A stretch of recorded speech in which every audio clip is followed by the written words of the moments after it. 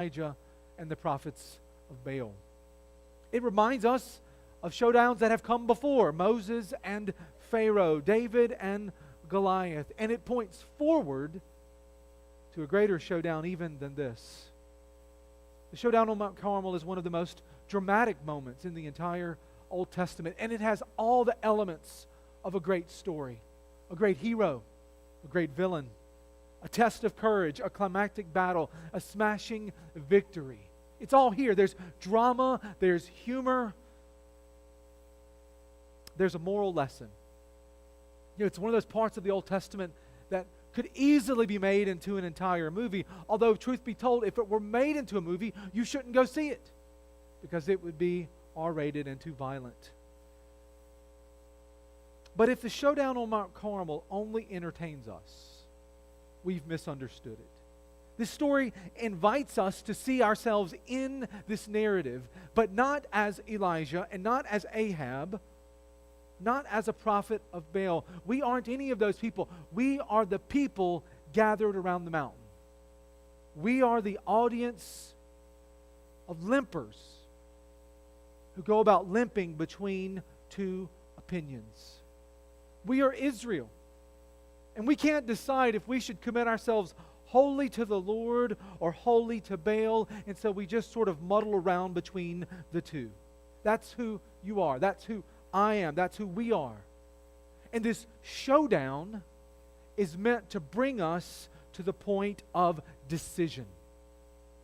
Are you ready to make a decision for or against the Lord? Are you ready to take a side? That is the sort of thing 1 Kings 18 forces us to do. If the Lord is God, then follow Him. And if He's not, then follow someone else.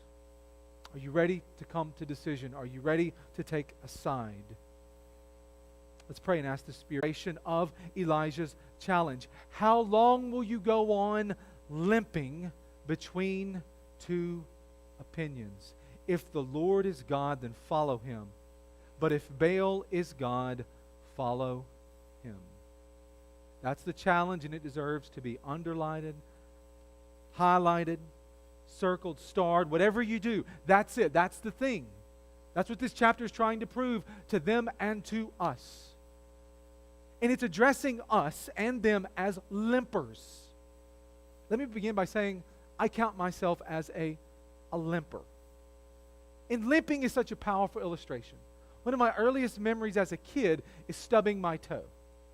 I don't remember how I did it. I just remember how bad it hurt. Right? You couldn't put a sock on it without it hurting. You couldn't put a shoe on it without it hurting. But if you didn't put a sock and a shoe on it and it touched things, it would hurt. Right? I couldn't walk like I wanted to. I couldn't run like I wanted to. I couldn't play with my friends like I wanted to. All I could do is hobble or limp around until it was healed. I mean, you know what I'm talking about. I recently broke a toe last year. Right? If you've ever broken a toe or sprained an ankle or have plantar fasciitis, you know exactly what I mean. It's a sad but powerful illustration